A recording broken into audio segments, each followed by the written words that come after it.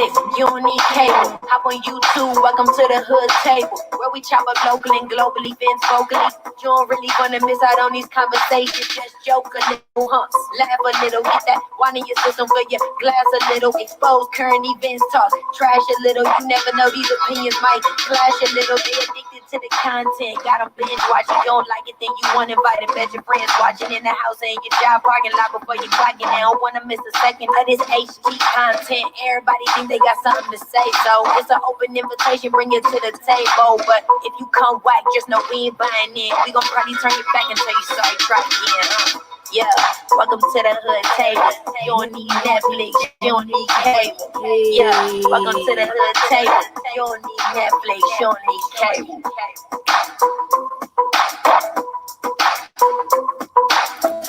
Hey. Hey, what's up? What's going on, everybody? Happy Tuesday. It is Tuesday, right? Come on in, everybody. So I know a lot of y'all probably working today, probably going to be lurking or lurking later in the video. I actually am kind of late on my lunch break today, and it's mainly because I was going to do the live, and then I decided not to do the live, and then I was like, got a notification from my supervisor to take our lunches because the computer system is down. And I'm working at home from today. So I was like, okay, well, shoot, since I'm going on lunch, I might as well do this live review since I'll be too busy tonight to do a live review on this TV show. But I hope everybody is all caught up with Good Girls. We have been reviewing this TV show since season 1. We are now on season 3, episode 4. And the title of this particular episode was The I in Survivor. And if you actually watched the episode, you would know exactly why they came up with that title. But anywho, make sure you like the video. Make sure you share the video if you like. Subscribe to the channel if you're not already subscribed. Please and thank you very kindly. We are working on our subscriber count right now, so that we can hopefully be reviewed soon to become monetized. So please make sure you subscribe to the channel if you're not already subscribed. Thank you so much for your support. But anywho, let's jump right into this review because I'm on lunch break and I don't have that much longer on my lunch break. Again, this is Good Girl Season 3, Episode 4, titled The I in Survivor. Now, if you've been keeping up with the show, you've seen how Rio has came back from the dead. He has came back from the dead. Now, last season, when Beth had shot him, you remember the cop? The cop had actually, saved his life. They made some sort of deal. The cop saved his life. He put Rio up somewhere where, he can recuperate from the bullets that Beth put into his body with that gun. And now he's back. The cop is dead now, but now Rio is back. And the ladies, Beth, her sister Annie, and Ruby. I just love these ladies. I'm telling you, these are my type of ride or die women. But and if I wasn't so religious, I probably would be doing some of the very profitable activities that they keep getting themselves involved in. But I'm scared to go to jail. But anyway, Rio, he still had his goons, lurking outside of Beth's house, doing surveillance on her house, watching her every move. Dean, he got to the point where he's now afraid and feels insecure and unsafe in his own house. And who can blame him? Who can blame him? He's afraid of Rio, as he should be, because let's not forget how Rio had put him in the hospital from shooting him a while back. Remember when Rio came to their car lot that they used to own, and he shot Beth's husband, Dean, up in the car lot, and Dean was in the hospital for a minute recuperating from that. So anyway, he didn't went out and bought him a strap, a whole shotgun. He tried to get himself some nice pistol, but being, the rules of the land, you have to wait so many days for a background check and all that. So he was like, well, what kind of gun can I get without, waiting for a background check? The man told him a shotgun. So he got this big ass shotgun up in their house. Well, now in the garage, because Beth, she's like, I'm not having it. Even though Rio is somebody you should be afraid of, somebody you don't want to owe a debt to, money to, anything like that. She's like still not, going for the gun in the house thing. So he put the shotgun in the garage, away from the house, away from the kids. But I have a feeling he's going to have to go out there and use that shotgun. He's like, as long as I know where it is, that's all that matters. I feel safe knowing that it's somewhere near the vicinity of the house. So anyway, not only is Dean very concerned about Rio being back, but so is Beth's sister, Annie. Annie has been spending a lot of time with the therapist that her ex hired for her. It's crazy how her ex, I guess he's, trying to kiss the butt of his wife. After she had found out that them, that they had slept together, Beth, Annie's ex and her had slept together. I think it was last season. I can't remember which episode. But anyway, she didn't got basically she figures if Annie seeks therapy along with the rest of their family, then it's some kind of like family effort, and maybe she won't want to sleep with her husband anymore. So they done paid for Annie to be in therapy as well. So she's up there in therapy, but during all her sessions, basically what she's doing is telling the therapist all about her concerns of her sister Beth. And of course, she can't tell him the truth. She can't tell him that, there's this big bad gangster dude who's out to kill my sister. She doesn't pay him back all this money that she owes him. So she makes up this lie that she has cancer. What kind of cancer? Eyeball cancer. And what a coincidence that his mother, now I don't know if I fully believe this, but he said my mother had the same cancer, because before she mentioned eyeball cancer, he said, she got the big C. Does your sister have the big C? And she was like, yeah. And I guess she had to think of like what kind of cancer, because the guy was like, was it breast cancer? Was it, and he was like, eyeball cancer? And the therapist is like, my mother has the same thing. I don't know if that's true or not, if he's just pulling her leg because he knows that she is absolutely telling a bald-faced lie, but she can't tell him the truth. Not yet. And I hope she doesn't tell him the truth, because remember what happened last time when she told the guy that she was messing around the truth. It backfired in her face. But anyway, he ended up dead in some field somewhere in a trash field. But then again, Rio moved the body, so I don't know where the body is now. But anyway, she can't tell the therapist what's really going on. And then she developed some type of crush on the therapist, and I think he likes her too. She tells him, after they exchange a hug and everything, I guess she could tell by the linger in his hug that it might have been a little bit more than that, maybe, possibly. But she tells him, she confronts him about it, and she's like, the hug that you gave me, you like each other, let's hook up, whatever. But he's trying to remain professional and tells her that sometimes a hug is just that. A hug is just a hug. But I really think that he is really concerned about her in more than one way. He done showed up at her house after she missed a few sessions, most likely from embarrassment. I'm sure she's embarrassed, because after he said a hug is a hug, she was like, okay, she kind of scampered away like a little puppy dog, with her feelings hurt. But the way he was talking about, he's going to need about 15 minutes to recuperate, because he did get aroused. Did y'all see that? Y'all probably missed that. I saw that. I actually had to rewind to make sure I saw what I saw. Yes, he was a little aroused. from her trying to be all seductive and everything and being sweet on him. But anyway, he just showed up late in the evening, and I know it wasn't just out of concern for her missing her sessions. I think it's more than that. I think he is actually attracted to her, but because of his job, I don't think that he wants to give into it.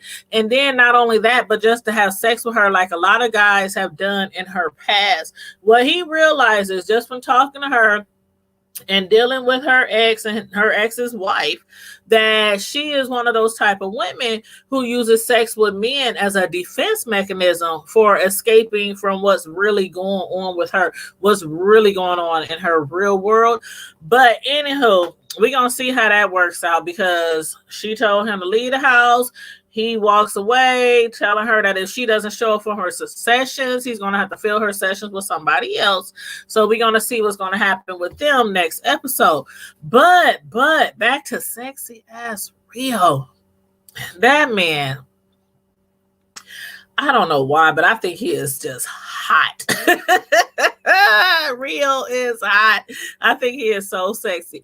But anyway, back to Rio. Now, even though he happened to survive from being shot by Beth, why can't he just play along to get along? Like, the ladies owe him $100,000 and they ain't trying to pay that back. They doing everything to try to pay that money back. They were trying to save Beth's life. But then he just had to kidnap their guy, their runner. Per se. I don't know exactly what his title would be. If it was drugs, I would call him a runner. So I'm just going to call him a runner. But what do y'all think about Rio's baby mama, Ray? Now, if y'all are Netflix fans of the TV show Orange is the New Black, and y'all been wondering, where does this lady come from? Why does she look familiar? That actually is Flocka from Orange is the New Black. Now, her real name is Jackie Cruz, and Orange is the New Black is one of my favorite shows on Netflix. And I really, really, really love the character that Flocka, that Jackie Cruz played in that show as Flocka. But I think, as far as this show, though, her name is Ray. Her character is Ray. And I think that was very brave what she did. I mean, she feels kind of, I don't want to say betrayed by Beth, because what happened with Beth and Rio happened before Beth even met Ray. So before she even knew her personally, that was Rio's baby mama, when she got into it with Rio, when she had sex with Rio, when she shot Rio and assumed he was dead, she didn't know really, she didn't know Ray personally at that time. But once she realized, Ray, him, they got kids and everything, she felt bad. So she was trying to be her friend and she thought she was actually helping Ray. She thought Ray was this poor mother whose gangbanging, drug dealing, murdering boyfriend, left them penniless. Please, when Beth couldn't pay her mortgage and was 4 months behind, Ray whipped out that check so fast, talking about how much is it? How much is it that you owe? And Beth was like, how the hell, where'd she get money from? Evidently, Rio set them up with a nice stash, with a nice penny. He was probably being very wise when he was out there, before he had got shot and been laid up for the last so many months or so, and made sure that his family was okay, whether he's there or not. But anyway, I think what Ray did was really brave. She didn't want to help Beth because of what she had did, but she went ahead. She talked to the nurse at the hospital. She, hooked Beth up with a fake pregnancy. Now, she knew that Rio wasn't going to be, Rio's not dumb. He's really smart. But she knew that she could at least save Beth some time by having that doctor lie and say that Beth was indeed pregnant by Rio. That was the only thing that was going to get Rio off from killing her. Now, I was starting to wonder, though, if Beth would have really been pregnant by Rio after the baby was born, if there had been a real baby, would he have killed her then and just took the baby and raised it by himself? Or would he have been like, oh no, I still can't kill the mother of my baby? So y'all let me know what y'all think. What y'all think would have happened if Beth had really been pregnant. But Beth knew that life couldn't last forever, especially with her husband, you know, Dean, now feeling like she was using him up for all his juices to get pregnant. His feelings was so hurt. He thought that she was really, really into them and that their relationship was getting back to where it was used to be. They having sex 90 miles going west, day in, day out, until he finds the pregnancy test and realizes that she was breaking her neck, riding him all day and all night because she was trying to get pregnant. So anyway, she didn't have Rio's goon drive her to see Rio in the middle of the night to ask him, how much am I worth? How much is my life worth? He told her, not much. Nothing but a cool $100,000. That's it. But of course, they didn't have nowhere near that amount of money. So what they tried to do was hawk that jersey Ruby stole from that nasty restroom at that bar, only to find out it was a fake. It was not authentic. It was actually fake. So it was worth, I think the man said, about $25 or something like that. But while in the pawn shop, Ruby happens to glance over and sees a pen that looked identical to the one that her daughter was accused of stealing from school. So Beth was right. I mean, actually, her husband was right. I'm sorry, her husband was right. He had a feeling that their daughter really stole the pen, even though their daughter was claiming innocent, like she couldn't do no wrong, she can't steal nothing. But he was like, don't nobody think you do anything wrong either. So why would we just believe her and believe the fact that she didn't steal it just because she told us she didn't steal it? Anywho, he was right. She stole that pen and pawned it at the pawn shop and took that money and stashed it right at home. Where she stashed it? Where her mama stashes her money. She was like, Mama, I don't know what you be doing. Yeah, I stole the pen. And she was like, where you get the money? Where's the money? In the same place that you stash your money. Beth was like, she didn't know what to say. She didn't know what to say because she knows that she's doing wrong. She's out there making illegal money and they've been selling drugs. They done murdered somebody. They done all this kind of stuff. Now they're making counterfeit money. And it's like she has to be upset with her daughter. But how upset can she be, even though her daughter has no idea what she's really doing to make her money? But she knows now that it's not from a nail salon. It's not from painting nails at the nail salon. You not getting all that money, Mama, from painting nails at the nail salon. But anyhow, hopefully she don't find out what her parents really do. But yeah, so they managed to get the money now, thanks to her daughter making that money off that pen. They're able to get some money and buy a whole bunch of ones so they can make a whole bunch of counterfeit money to try to pay off Rio. But Beth, she takes the money and planning on making some more counterfeit money. But Rio, he happened to get word from his goon who been staked outside of Beth's house that a suspicious man keeps coming over Beth's house in a van, and he comes over often and then he leaves. And so they tell him, then kidnap him, and then threaten to kill him if he didn't tell them where he was getting all that counterfeit money. Rio's not done.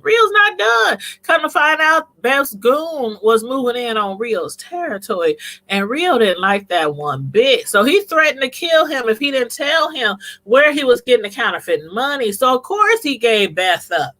He gives Beth up. Then Rio shows up at Beth's job talking about he needs some custom printing. And he heard on the streets from a reliable source that she's the best in the business. Beth was like, what you talking about, Willis? Until Rio placed that gun on the table. That Rio. I be wanting to hate him. It's like you have a love-hate relationship because he's so dang fine. I'm like, why the villains always got to be cute? But anyway, he put that gun on the table. She's like, okay. I'll show you. So she takes him in the back. She shows him how, she makes her money. And he's so impressed that he tells her, I don't want to kill you now. I don't want to kill you now because I need you alive. But by the way he was looking at her while she was making the money, like how the heck can he look at her like he wants to eat her up? And then at the same time, he's looking at her like he would kill her at the drop of a hat. I don't know. It's like this. The way he be staring at her is like his eye. I think it's the eyes. It got to be the eyes. It's the eyes. I mean, he be looking at her like, damn, mom. You know how he be calling her mom. What's up, mama? That's what he calls his baby mama, too. He's like, what's up, mama? But then he looks at us. You can tell that he will kill you. He will murder you, no matter how good you look. But anywho, I got a feeling, and y'all let me know if y'all believe this as well, that Rio is going to try to run over Beth's new business venture, even after she pays him what her life is worth, which is $100,000. Now, what I'm thinking is, Beth, she better gather them pair of balls that shows up every now and then between her legs and get him together and try to partner up with Rio instead of allowing him to run them like some chumps. So y'all let me know what y'all think, because I do believe that Rio, he see that the way they making that money, that counterfeit money so perfect and undetectable. I think he gonna want more than $100,000. Pretty soon, Beth's life gonna be worth $1 million. I'm telling you, overnight. But anyway, y'all let me know what y'all thought about this episode, about the characters, what you think Rio's next intentions are. How do you feel about Annie and the therapist? Do you think there's a chance, a possibility that they might hook up? Like, I think it might be, but only if she ends up seeing another therapist, because I really think he's the kind of therapist who don't want to mix business with pleasure.